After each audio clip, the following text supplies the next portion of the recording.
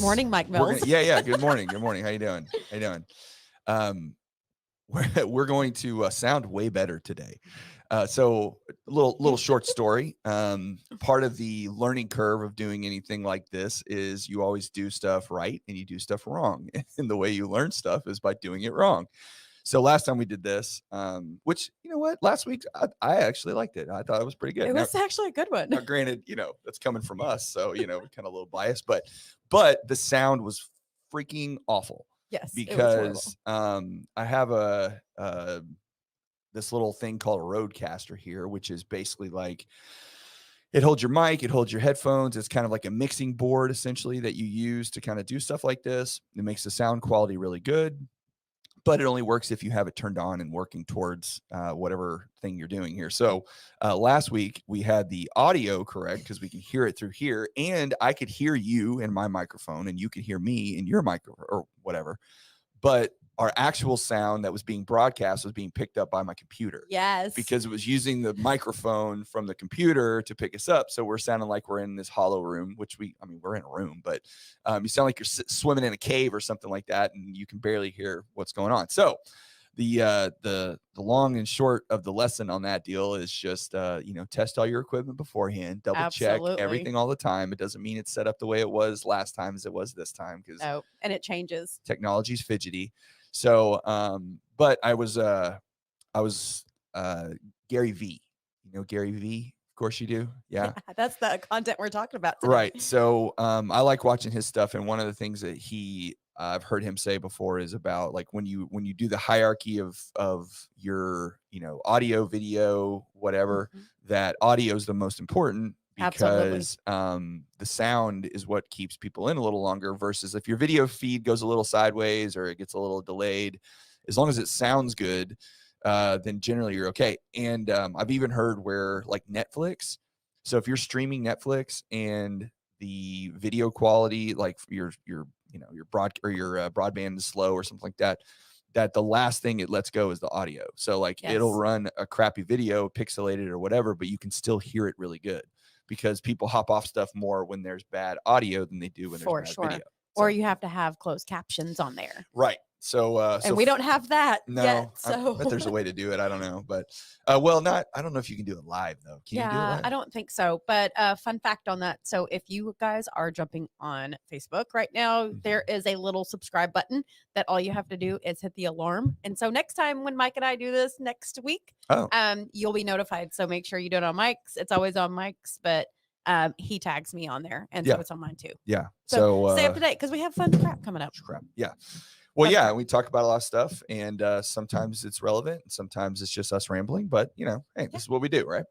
Yeah. So are you watching right now? Is that yes? It's actually me watching, because I am trying to, of course, monitor the stuff, and that's how I know about the little button. That's right. There's a little ding button up there. Okay. And so it says, "Hey, get live notifications suggested, and no live notifications, and then unfollow." And the reason we want to say that is, agents, if you're going live on an event or an open house, it's a great kind of teaser for the next person or for your clients or for your community to know that you're going to go live somewhere. Yes. And so you can always hit the bell button. It's kind of just like YouTube, to where every time Mike goes live now, you're going to be notified. Okay, I'm going to turn myself off here a second. I got to just turn my volume down. We're going to mute Mike for a minute. minute. I'm going to add you on here. Can I do that inside? No, I don't think I can. No, it's fine. But we've got it working. So welcome to the Tuesday Fun Day. But yeah, you talk about Gary V. That's kind of the inspiration behind today's kind of topic. Is there was a big mastermind this weekend with lenders and real estate agents in Vegas. Gary V was there. There's a couple of high mortgage professionals that I follow on Instagram. They're high. What are they into? I don't know. I'll call them influencers. You mean high level? High level? Okay. We'll call them influencers, and maybe I geek out over them. Okay. But they were all together, and the topic that we're talking about today all stems from what Gary Vee said. And so if you're not on his podcast on agents and lenders, you should follow his podcast. And it was funny, the podcast on the way to work this morning was exactly what we were talking about. So, good. So you got prepped. You got stuff ready to go. I like it. For sure. Because I have no idea what you're about to talk about. I'm just here to ask you questions and let you roll with it. Well, I love it. Okay, so but I do know generally what we're talking about. So you know, we've talked in the past about different platforms and stuff. By the way, I'm gonna interrupt you. Yeah. There is some closed captions. Oh, nice. Okay. Just saying. See, look at. There is a we've talked before about different platforms and kind of their functionality and how they work and what to use and what gets you the most tread and all that kind of stuff. So but just like anything else, it changes, right? It doesn't always stay the same. Right. So things change.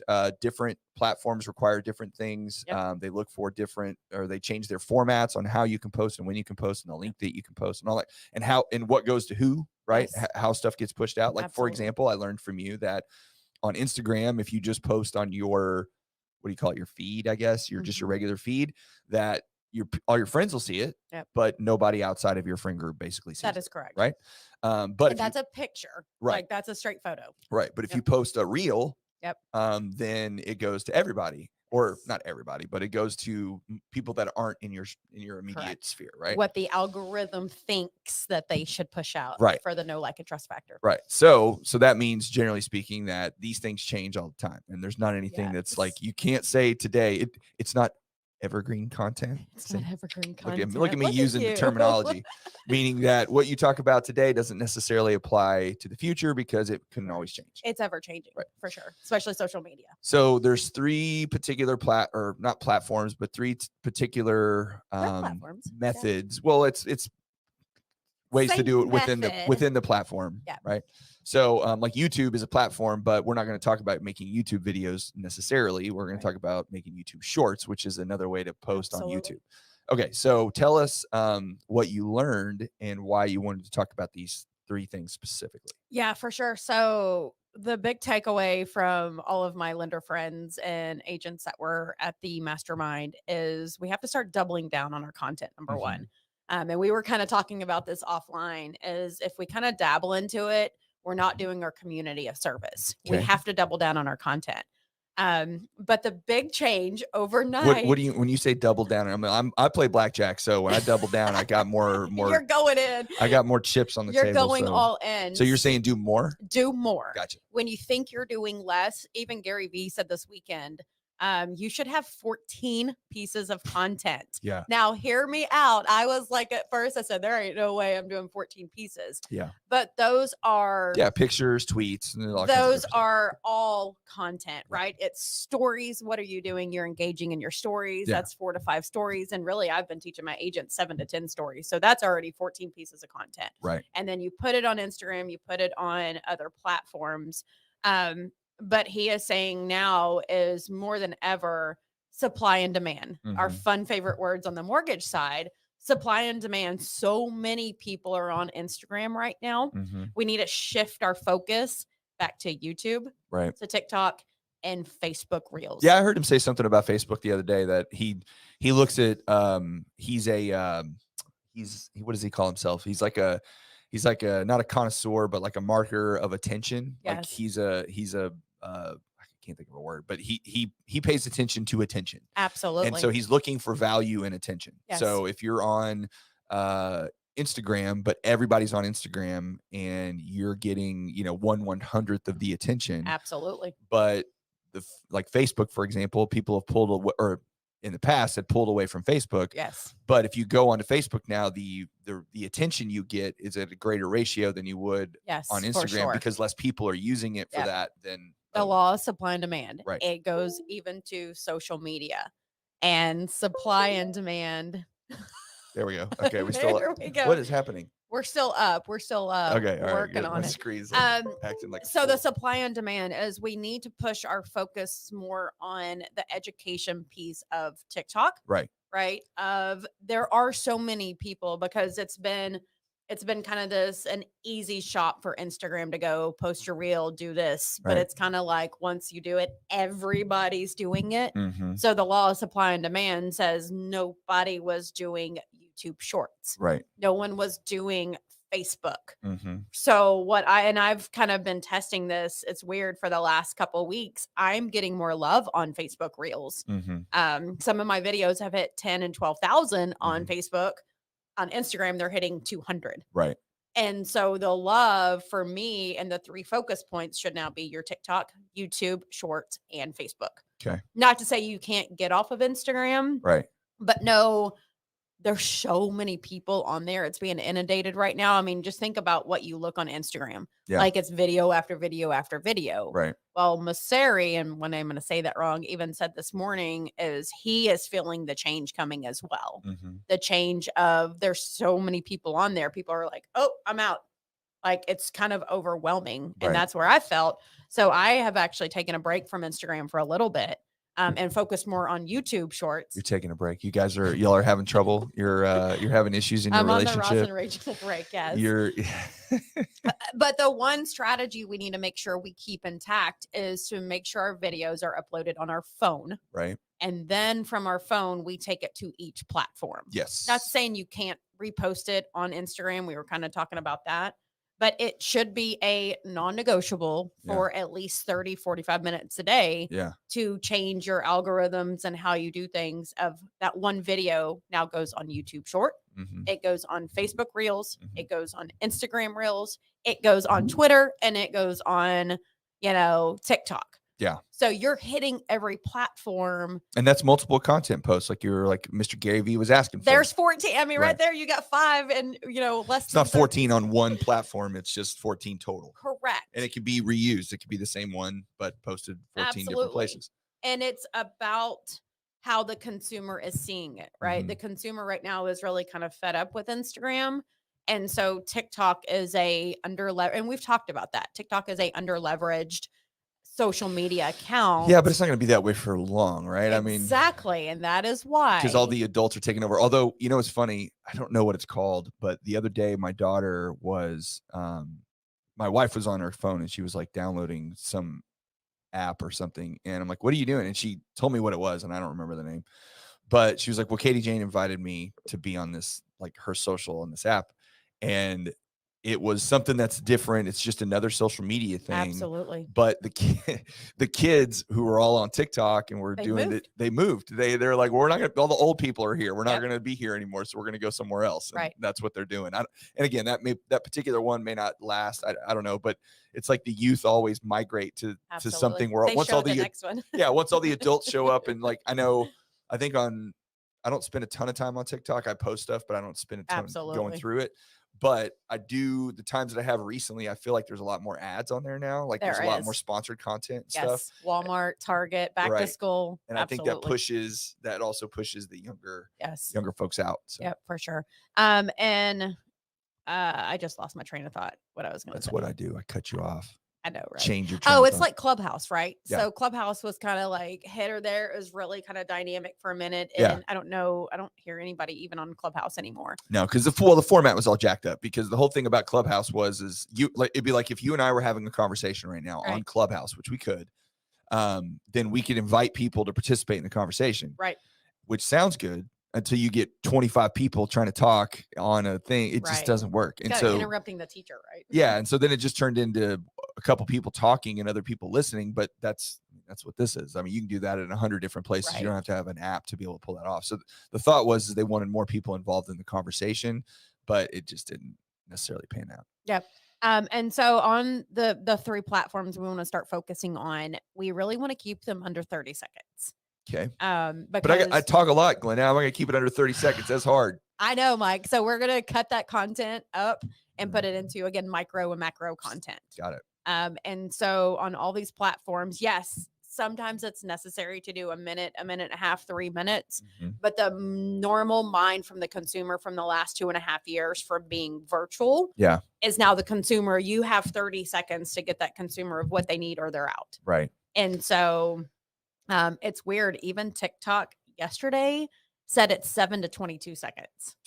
And I'm like, I can't tell crap in 7 seconds, but it's because we've ruined our attention span. That's part of the problem with all of this. Has been destroyed. Well, even I was listening, my wife was in bed. She was watching TikTok. And one of the ones that I did yesterday popped up and she was like, oh, there you are. And she was listening to it. And it was 1 minute and 25 seconds. That's how long it was. Right. It was not very long. And I'm sitting next to her listening to what she's listening to. And even me, it's my thing. And after about 30 seconds, I was Yes. like, I don't care what's going on. Exactly. So we have to kind of train our brains of a 30-second micro content. Right. And then think about, of course, the platforms, right? Instagram can go away. I guess Instagram was down the other day from what I was told. Instagram and Facebook was down. I didn't hear it, but maybe I'm not on it as much anymore. But we think about what happened when Facebook went down for 7-8 hours. Right. What did we do? We need to shift We our went outside mindset. and played in the sunshine. I don't know. We let the street lights come on till the whistle came in. But this is why we love YouTube, and this is why I'm such a fan of YouTube, is that content, because it's owned by Google, right? And we keep talking about this, is who is kind of in battle and in the trenches with each other, right? YouTube and Google own each other. Facebook and Instagram, and then TikTok's on its little lonely atmosphere. China. TikTok's run by the Chinese. We're being infiltrated by TikTok from the Chinese. Oh, That's what's happening. They've got your data in the back, and they're collecting all your data points. That's right. But YouTube Shorts, and my videos have been pushed out, and that's going to be the same content, right? On YouTube Shorts as well. They're all getting to a place where they're shrinking down the amount of time that people's attention is going to. So So YouTube is a long video content platform. Yes. Except mostly. And then they came out with YouTube Shorts, because I would imagine they were probably either losing market share or losing attention. And we're competing with the TikToks and the Instagram Reels of the world, and had to come up with their own version of it.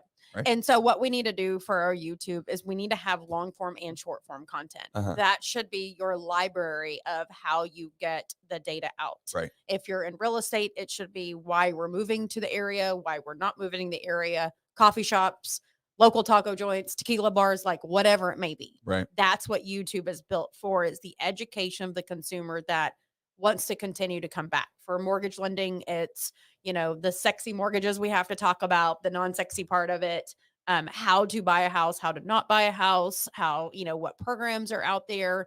So YouTube is always going to be that one. Well, right now, a lot of people know how to not buy a house, Glenda. Hey, y'all come on back. Inventory is picking up. That's right.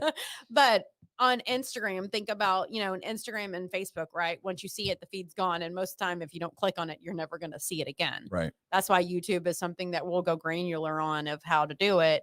And that's the same thing with TikTok. Unless if you go to Mike Mills or my feed, you're not going to continue to see my stuff. No. And this is why we have to have a presence on every single platform. Right. It is now a non-negotiable. You have to make versatile content that you can post everywhere, right? Yeah, absolutely. And it has to be video. Yes. The head of Instagram even apologized this morning, was like, hey, I understand the world's changing, but it's changing more rapid than it was yesterday. Yeah. And the brain doesn't look at video content, or they don't look at photo content anymore. It's all has to be video. Right. Now that could change tomorrow. Gary Vee says that it could change tomorrow, but we have to double down today for our video content. That's an education piece. Right. And your consumers will see that. If you just post videos to post videos and your captions are not right, and then your captions are like, oh, hey, reach out to me. Do you want to buy or sell a home? Right.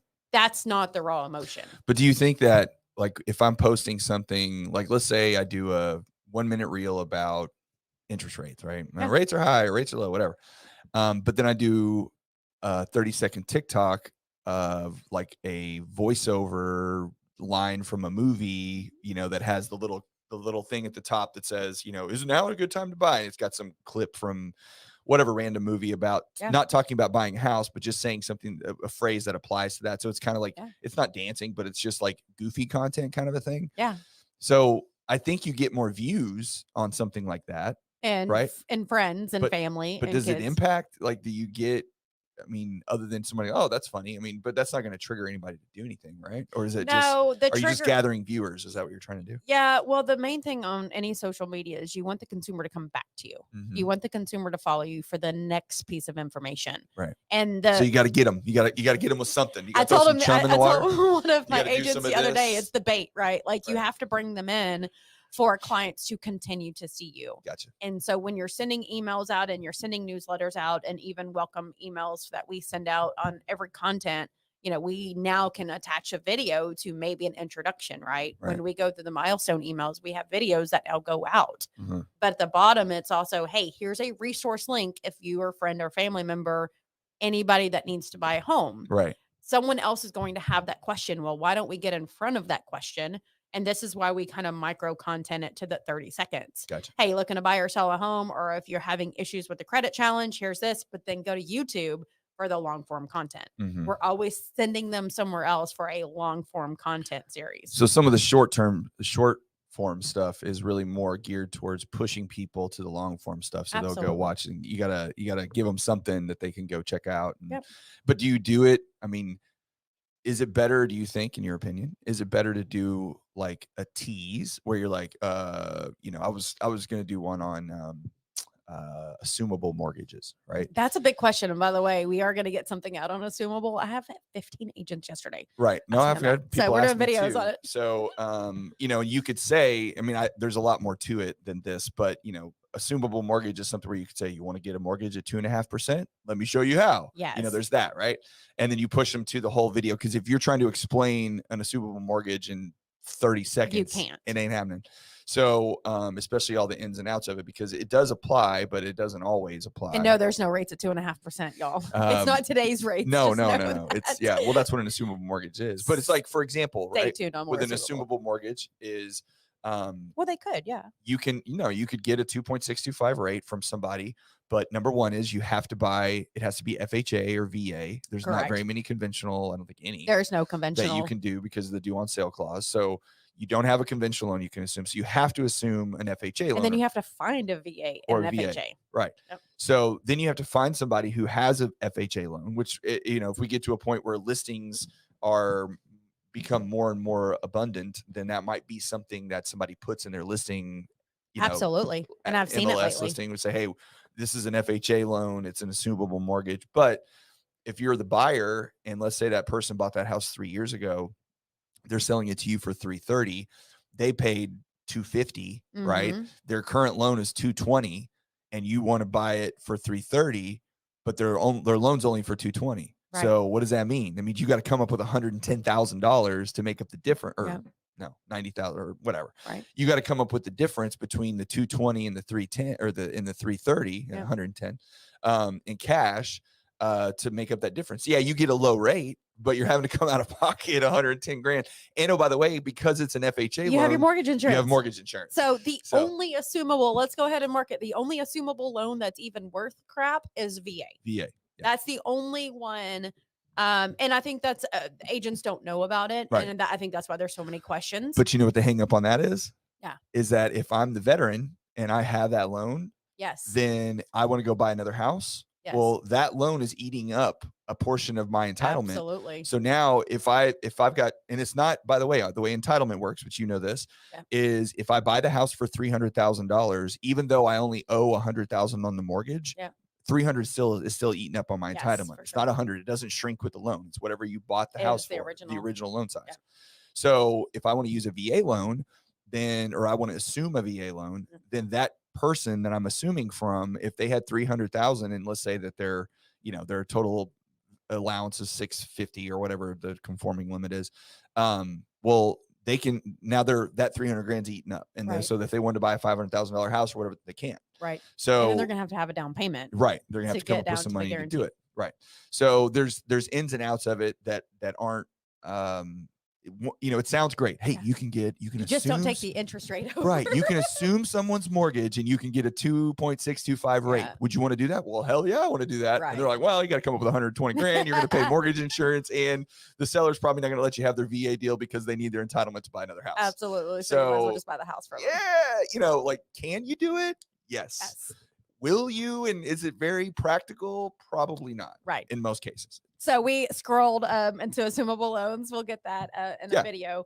But back to our social media, it's more evident today in the granular aspect of it is we have to go all in. Yeah. We can't just dabble into it anymore. Right. It has to become a focus. And even Gary Vee and all the big people this weekend said that. All the high people. All the high people. All the high. And you know what? We'll tag all the high people. It's okay. They understand. But it's more prominent today that it's going to a virtual, right? We think about how many mortgage apps we get them on a mobile phone, right? They're not in person anymore. Nope. And so people are finding rookie. Come on, you got to turn off your ringer. I know, right? Hey, got a loan clear to close. So that's what we're working on over here. But we have to be more virtual in 2023, right? Right now we have to kind of think about where society is going. Yeah. And where society is today and where society was yesterday. Yesterday it was photos. Society's moving around a lot. We can tell them to sit still for a minute, will they? No kidding, but it's not. Right. Social media society changes, and the last week it wasn't this, and now all of a sudden it's like, oh, it's July, it's August, like it has to completely flip. Yeah. We have to have micro content. We have to be on social. We have to start reaching out. We have to start engaging. Or it's not to say we're not going to grow our business, agents. Just know that's not what we're saying. Your competitor is going to outdo you. Right. Your competitor is going to be that one that takes that one step further. And like Patsy will say, that 1 degree further and move the needle in their business while you are pushed to a side. Right. Like that's the whole thing about social media is we don't want to get the perception is it's, oh my gosh, I sound bad. My face is bad. My, voice is bad. But the perception is your clients that you've had for 5, 10, 15, 20 years in person, they look to use and see what you're doing on social media, right? Well, it's where you get your validation, right? It's 100% validation. So if I when we did a podcast last week, we were talking to Kristen Messerly, and she does a lot of borrower research and creates reports talking about what people are looking for and how they're. And one of the things that she really does highlight is she talks about how, well, people start their search online. If they're going to start looking, they go to Google or YouTube, whatever. But they're still in a place where once they kind of get a decent amount of information or what they're looking for, there's still so much out there that it's hard to sift through it all. Yep. So inevitably they still go to a trusted source like a mom, a brother, a friend, an aunt, an uncle, a cousin, whoever. And they ask their opinion. Hey, what about this? Or what about this? Like they're getting information from a third party. That's somebody that they trust. That's not the internet. Right. Right. But then once they get a recommendation, hey, call Glenda. She's awesome. She does a great job. Well, who's Glenda? Who's Glenda White? Absolutely. And they go online and then they see you everywhere and they're like, oh, okay, this person is somebody who does mortgages. They look like they know what they're talking about. They're in the community. They're in the community. So then that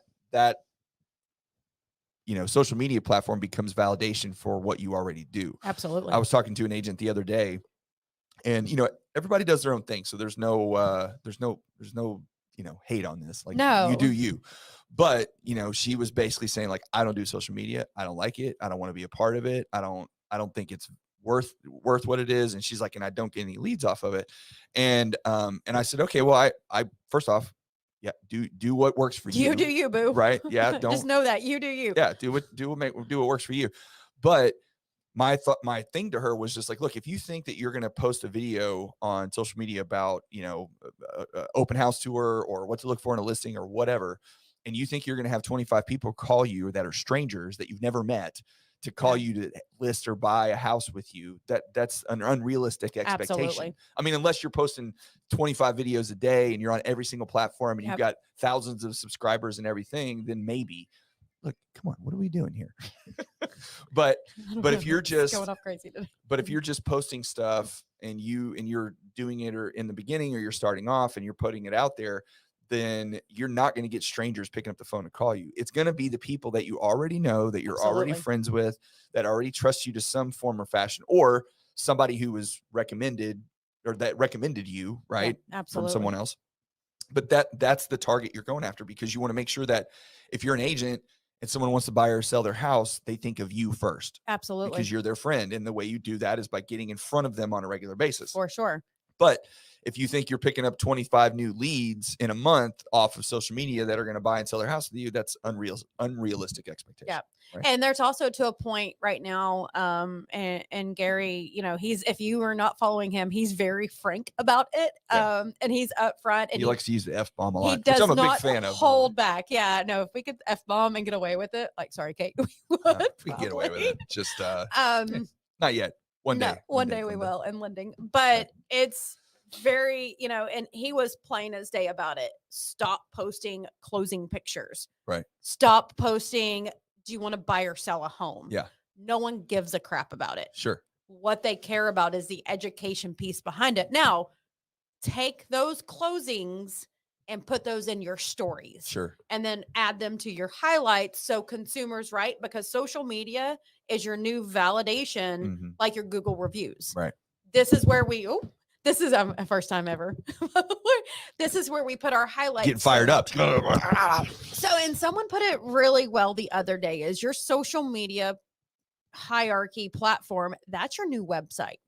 How many people today in 2022 actually go to a website to search your information? Not for individuals. They may go to like Bank of America's website, but they're not going to. Right. I mean, come Verity on. Mortgages. But, and even an agent, are they really searching? Like, because I know Keller Williams has like a 400 truncated down website address. Yeah. 2022 and 2023 and beyond, they are going to your social media platform that will highlight your, y'all, it's crazy today. I love it. Why don't you put it on silent? It is on silent. My phone's on silent. That's funny. My phone is my watch is not. This is. So on your stories and on your highlights, this is where you're going to put your reviews, your testimonials, your closings, your guides, like your. Okay, what's a highlight? I don't understand that. So your highlight is, and this is specifically on Instagram. Okay, I thought we were ditching Instagram. We are, but we have to keep on the platform too. So we're doing both. So you got a little side piece, is what you're telling me. Well, Instagram for me is kind of like my new website, so I can't really get rid of it. Right. But it is your one-stop shop of how I do business, how our team does our business, how Verity Mortgage does it, how we do classes, we give back to the community. So it's kind of the one-stop shop, and it has the reviews on there as well. People don't want to see the reviews on the feed. Right. They're not coming to your feed to see, oh, here's another review. Sure. They don't give a crap about it. Right. But they give a crap about what's going on today of how to buy, sell, refinance. So there's a place on Instagram that's called highlights. It's on highlights. And that's like, is that one of those little circles? That's at the very all the top? Circles at the top. I know. I sound like a 7-year-old man. I know, right? Is that where them circles are? And this is where we're going to highlight testimonials, reviews. Okay. But that doesn't show up on your feed. No. Okay. But does it disappear from the highlights? It stays in there. It stays in your highlights.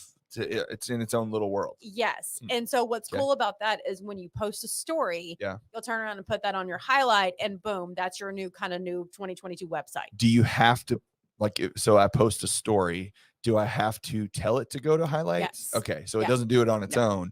All right. Because if you post a story, it disappears, right? Correct. In 24 hours. And that's all, they all do that. Facebook has their story. Correct. Instagram and TikTok has a story now. Okay. Oh, really? Yes. Okay. And it disappears too? Yes. Okay. So, all right. So you know what? Let's do this. We're going to go granular on that later on. Yeah. Tell me about TikTok to start with. Okay. So just if I'm an idiot and I've never even been on TikTok, give me an idea of what the platform allows, what type of content, generally speaking, it posts, how long you can do it, what the, how it disseminates it to people. How does all that work? So TikTok is very different from Instagram and YouTube and Facebook. Like the other three platforms, they want you to educate. They want you to be kind of formal about it. It's a raw, like you have your hook, your call to action, and your 3 content strategies. On TikTok, it's your raw emotions. Like the ones that are doing the best on TikTok are the ones that are telling the crap stories. Gotcha. Like, oh my God, I just had a customer with a 480 credit score decide to, want a $400,000 house. Like what the hell is going on? Right. TikTok is very granular of the raw pain points, like we talk about, of getting direct to the consumer's brain. Like that's the pain point of, oh yeah, that 400 credit score is trying to buy a house. Like, why are you even doing that? Right. Like, get your credit in line before you do that, call a lender. Right. But the ones are most successful are the ones that are not calling clients out per se, but telling them the story of the client. I struggle with those a little bit just because, it's like talking shit, right? Like, I don't really want to, and then the client's going to know. You stupid consumer. Don't go buy a car. It's like, you're kind of talking shit about calling out other lenders. Yeah. I had one that was, it wasn't calling me out, but it was like a lender of like, oh shit, you don't know your VA, stuff and guidelines. And, but that's what TikTok's for, right? So how long can you post? Like you don't post pictures on TikTok. TikTok's all video, right? It's all video. And that's why Instagram and YouTube Short is now video. Okay. So TikTok's all video. What are the lengths of time a video can be? Is there a minimum and a maximum? 30 seconds to a minute on that as well. But it allows you to post more than a minute, right? It's 3 and some actually have 10. Oh wow. Okay. Because again, they're kind of battling with YouTube. Yeah, they're trying to So it's really short clips of the raw emotion is what you should be posting, and your cover or what the topic is should be, 1 to 3 words, nothing longer, because again, the consumer is flipping anyway. Right. So they need to be able to see something that is, so your title, right, needs to be just a couple of words, nothing crazy. And then your video, you can go up to 10 minutes, but on some platform, on some people's some accounts. people, maybe if you're like a business account or something, or a creator and influencer, which we're not. But 3 minutes is kind of the normal max. But really, they tell you need to keep it under 30 seconds. 30 seconds to a minute, because it's a quick emotion that you're trying to get out to the consumer. And when you post something, does it only go to people that you know or that you're friends with on TikTok, or does it go to everybody? It actually goes to the hashtags that you use. And this is where you want to kind of research, and we talk about hashtags on all platforms. They're different on every platform. Right. But TikTok is very granular on the hashtags that you use are the ones that will start seeing you. Okay. So when you put the hashtags in, people that regularly look at those videos that contain the same hashtags will see your video. Correct. And it could be a stranger. It doesn't have to be absolutely. That's where you get followers. Right. Okay. So that's how you pick people up. And I read one time that TikTok does it where, like, and I don't know the number, but let's say you make a video and they'll send it out to 1,000 people and then gauge how those 1,000 people interact with your video. 1,000 strangers. They send it to your friends first. Okay. And then once your friends engage into it, and depending on how they engage, so friends engage on our crap, by the way. Yeah. Just engage on our crap. Engage on our crap. There you go. Engage on all of our information. And the Instagram said the same thing, exact thing yesterday. Gotcha. I can't talk. So basically TikTok had already had that algorithm, and it may have been this morning that he posted it, but he literally said the same exact thing. They're going to send it to your friends. Okay. Once your friends engage and figure out how long they're on the platform, they're going to now send it to the recommended people. So people that like and comment and kind of look at that stuff. Right. And then on the granular, big grandiose scheme, then you'll start pushing out, and that's how people go viral. I get you. So they don't get it to strangers first; they get it to your friends first. They give it to your feed. Well, what if your friends and they're like 16 your ass? So this is why Glenda has a new Instagram account, because I will first admit a couple years ago, pre-COVID, we bought followers for Instagram. Now we have already flushed a lot of those out, but that's the reason the view count is so low. It's also your status on Instagram is the amount of people that engage on Instagram. So when I started the account in 2018 and 2019, it was, hey, let's just get everybody on there. Well, the algorithm through the time has changed. If they don't use that content and they're not using Instagram, right? If you have 500 friends that are on the platform but not on it, and they don't ever get on it, well, that's actually hurting you. Gotcha. So it's better to sometimes have 200 and 300 friends that are constantly using it, that are engaging in your stories and your reels, then they'll start pushing it out. Do you think that they're changing that just because like take Twitter, for example, right? I'm on Twitter probably more than any other platform, like as far as using it, but I use Twitter in different way than I use any of the other platforms. Like for Twitter, for me, it's more about like news and current events and that kind of thing. Like I use it as my like news feed essentially. And I follow, Wall Street Journal and Bloomberg and, Fox and CNN and all the different platforms, all the different media outlets just to kind of get a gauge on what's happening. But I don't ever see, on my feed at least, I don't ever see like my neighbor talking about their dog, right? That's not on there. Because in to some extent, I think Twitter has kind of created that world because they want it to be, I've heard it said it's like the elite social media in that it's like LinkedIn, right? Right. If people are following you and you're a person of influence just in the real world, then that's a place for you to kind of put your stuff out there and see it. So do you think Instagram is changing or trying to change? Because YouTube and TikTok are fighting over attention on the short form stuff. And maybe, do you think Instagram's just like, you know what, we're not going to play in this sandbox anymore. Now we want all influencers, like so in other words, if you're not Kim Kardashian or you're not, whoever else, I don't know many influencers these days, but I run out of examples real quick. Wow. Whoever that is, right? Whatever that influencer is, if they don't have a significant number of followers, they're not really going to be able to build it through Instagram because they want the general masses paying attention to individuals, not you interacting with your neighbor. And I think one of the largest kind of issues I have with Instagram is they're going more towards the creators, which is fine, right? Because there's so many creators, entrepreneurs out there right now growing their business, getting out of the corporate world, right? We know that. You know, we see those Great resignation. We see it with tax returns, like 52% people switched to self-employed, they said in 2021. Right. So it's a huge number. But now they're going more towards the creators portion of it. And I think they're depersonalizing Instagram. Got it. You know, and he flat out said that, you know, it was once a picture sharing with friends with your dogs and your family, and now it's a creators of how to grow a business platform. And I think a lot of people are pushing back. But that's kind of, he said this morning that he wasn't going to get rid of pictures, but you can clearly see the pictures don't get pushed. No. And then when you take a break and then come back, like I came back and maybe that's why my views are down. When you take a break, it's kind of like, oh crap, now you got to start all over. Yeah. And get everything back to where it needs to be. Yeah. And just like double down on it again. So I did notice flipping through Instagram though, that now it I guess expands your entire phone. Like, yes, you know, that's you'd have like brand new feature as title, of last week. Yeah, title at the top and and then the comments and stuff. But now it actually just opens up completely. Yes. And then you have to like move. It's almost like you slide up a little bit, and then you get that second part that you were used to seeing before, and then you keep going. So, which obviously lends itself to more video style as opposed to pictures, because you can still see the picture, but if you want to see the whole video, you got to open it up a little bit. Yep. I wonder if well, you say they're moving more towards creators. That's why I'm wondering if they're trying to make it exclusive is the wrong word, but just I think it's a good word, and I think that's why Gary is fed up with it. And he said, "Screw you," and so I'll go back to Facebook. Yeah, it's kind of like, again, they want to. It's only if you're really cool are you allowed. Absolutely. Are people allowed to see you on Instagram? For sure. Like just like only if you are a top line journalist, right?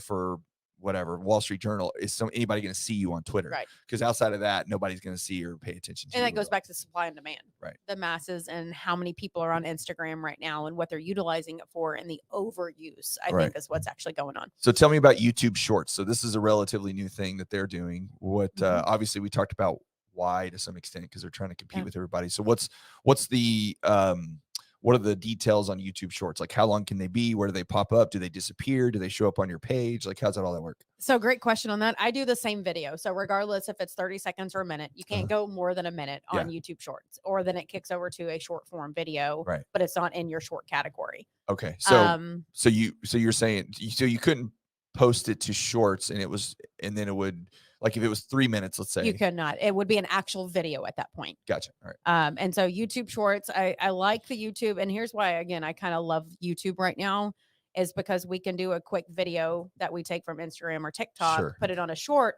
but we can put it in a playlist. Yeah. So our playlists are built down for, again, I feel like it's an online library. If someone goes there to look for something specific. And even if they don't go there, right? If you're talking to a consumer about an assumable loan, you're like, hey, here's the video that we just talked about. Yeah. And it kind of reiterates you of you're the validation of, it's like a book report, basically, as you write out, and then you're going to put it on a video content, and boom, you've got two scenarios. You've got the person actually telling you, and then you've got a validation of a video that they can see, right? Because it's like when we talk mortgages in a 30-minute period, how many percentages, down payments, APRs, how much, all that stuff do we talk in a 30-minute? And they're like, I don't know what you just said. Yeah. But if you put on a video, they can replay it at 12 o'clock at night. Right. And so YouTube Shorts are the same as long form video, but you can put them in a playlist for your clients. Right. And so you get VA, FHA, USDA agents would put moving to Texas, not moving to Texas, Ellis County, Tarrant County, Johnson County, great things, not great things. And then you can start disseminating it to your clients. And so when you have a client and a brand new lead, hey, great, thanks for connecting with us. Here's you a playlist of boom, boom, boom, based upon their scenarios, their likes, their wants, their needs.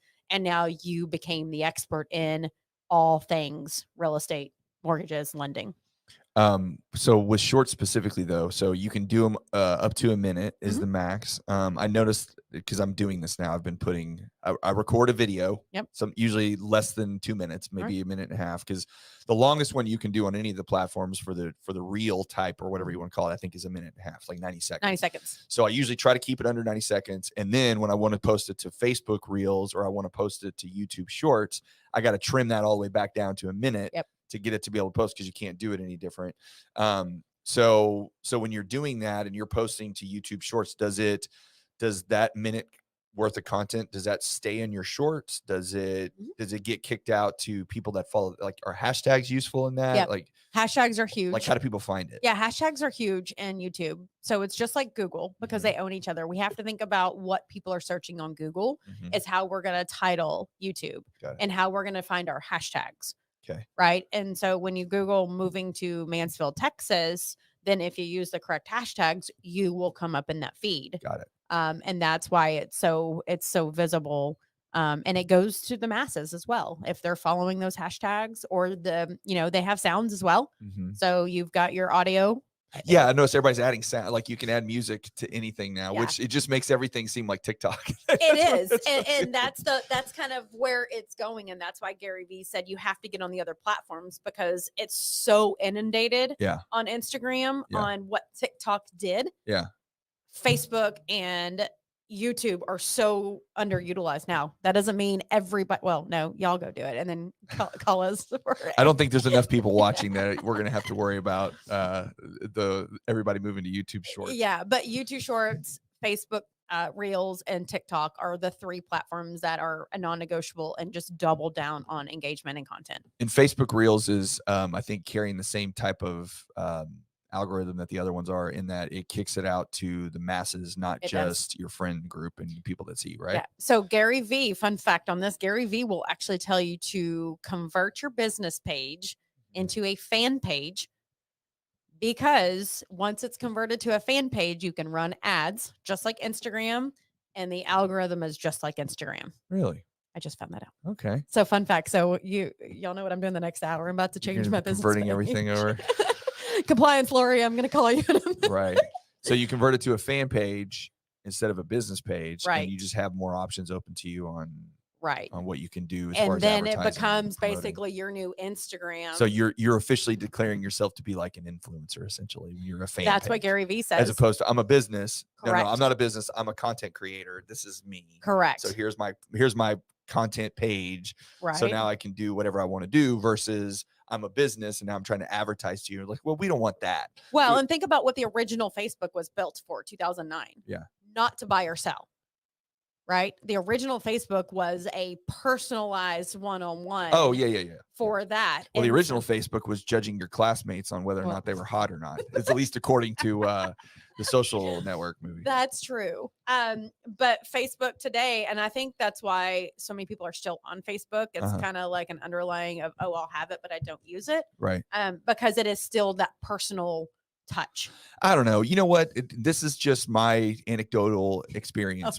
When people tell me that they're not on Facebook, I'm like, all I see is people on Facebook all the time. And even like the kids, you know what I mean? So like I have a 14-year-old daughter, and I'm sure you know, because your daughter's graduating high school and going off to college. But like now I'm having her friends pop up on Facebook and like asking me to friend them or whatever. It's weird, by the way. I don't want to, and especially because like, the weird thing is now is like, they're in like bathing suits and stuff. I'm like, I'm not going to get friends with a 15-year-old that posts pictures of herself in bathing suit all the time. Like, that's weird. Yep. So, but they show up on my, suggested friends. Absolutely. Thing. And so, wait till you talk about, hey, Susan, talk about rings. And then it'll show up on Mike's phone with rings tomorrow. Well, then like in my head, I'm thinking, well, I thought all these kids thought Facebook was lame. So it's like the young generation, they're always looking for something where the adults aren't. But then once they reach a certain age, then it feels like they gravitate to whatever all the adults are actually on. And people are still on Facebook. Like, absolutely. It didn't go away. I think it's a consistent platform. And it just like gets the bat. They're like Journey. The band. Yes. You know because how many 14-year-olds love Journey right now? Well, it's like when Journey came out, they were amazing. Everybody loved them. They were the best. It was fantastic. And there was a period of time, like in the late 90s, early 2000s, that we where were like, Journey was like, who likes Journey? They're weak. But now now they're retro. Now they're retro, and now they're cool again, right? So maybe that's Facebook's the journey. They were really cool when they first came out. It's the consistent though, right? Right, but they didn't go away. It was the original consistent after MySpace that I think. Oh, MySpace. Oh my gosh, those were the days. But yeah, and it's kind of making its second wave. Yeah. And like I said, I'm getting more love on my Facebook Reels. You know me, I like to test, and that's one thing we should be doing is testing, retesting of which platform. Right. And maybe that's why I'm really pissy about Instagram. I'm sorry right now because Facebook is pushing my Reels out. Yeah. When I can get, 1,000, 2,000, 10,000 people on the same reel that Instagram is pushing to 200. Right. Well, why would I not give Facebook the love and start pushing more to Facebook? For sure. And we're getting leads on there. Like that's the big thing is when we say we're on social media, we can confidently say we get leads, we get random applications from there. Like it's doing what it should. Sure. Now, fun fact, agents, it's not going to happen today. Right. If you like, if I post my one video ever that I've ever posted, I'm not going to get 5 applications. If you post one open house and you don't give an education series, no, it's not going to go anywhere. It's taken me 2 years to get my, almost right at 2 years for my YouTube to start taking off. Yeah. Right. And when that takes off, then applications come in and you're doing it right. Sure. So it is something that the consistent, when I say we do this is, go all in for the next 90 days on one platform. Yeah. We need to be consistent on 3. Yeah. But if you don't know how to do it, get with Mike and I, we can help you. But go all in. I can kind of help. I know a little bit. Call me, not Mike. Never mind. Call me. But go all in. We have to focus on those 3. Yeah. Not to say Instagram's going to go away, but the way they're changing their algorithms, you're going to see a complete shift going forward. So if you had to pick one of the 3 and you were like, okay, I'm going to start one place. Okay. Where would you start? YouTube Shorts. YouTube Shorts. That's the first one. I am going 100% all in the next 90 days on YouTube. Why? Because of the education piece of it. Okay. Because that's what you primarily do. Right. So because I'm the mortgage coach. It fits your content, platform, right? Right. Because every piece of content we put out, it can be repurposed to another platform. Right. And so when we talk about YouTube and a grandiose status, basically, it's going to come down to YouTube, right? Yeah. What's still the number one search? YouTube. Google. Well, no, YouTube. I thought YouTube beat it. No, Google is back to number 1. Oh, okay. But when you search Google, you're searching YouTube. You're going to come up on YouTube. Yeah, because they're tied to each other. They're tied to each other and they're married. And so that for me is my next 90 days. I'm committed for the next 90 days. Okay. Well, then that means the next, what is 90 days? How many weeks is that? It's 12 weeks. 12 weeks. So we're going to talk only about YouTube for the next 12 weeks? No, we're not. But next week, we're going to get YouTube. More intense on long form, short form on YouTube and how we have to get on it. I can't tell you how many agents are like, I'm going to do it.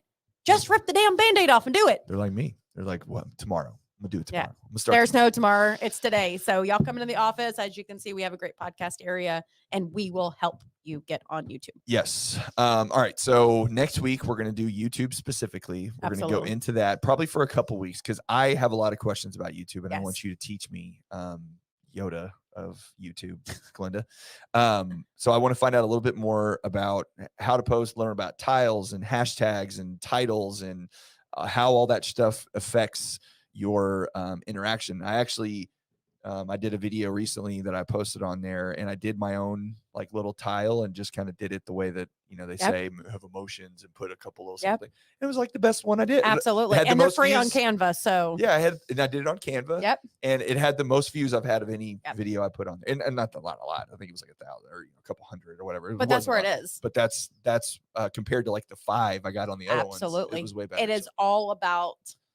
And we'll get into that next week. Yeah. We're not going to spill the beans because we're already an hour into Yes, this. We're so far in. All right. Well, that's a wrap for today. And what will happen is you will see all kinds of little pieces of this and nobody will sit down and watch the entire thing. But that's not why we do it, Glenda, right? Maybe. But really what we're going to do is we're going to take this little 55-minute conversation. We're going to cut it into 30 little clips and you'll see it sprinkled about all little all of our socials all throughout the week. And then hopefully it'll be digestible micro content. It is. There it is. All right, Glenda. Well, I appreciate it. And we'll see you next week. Peace. Have a great day.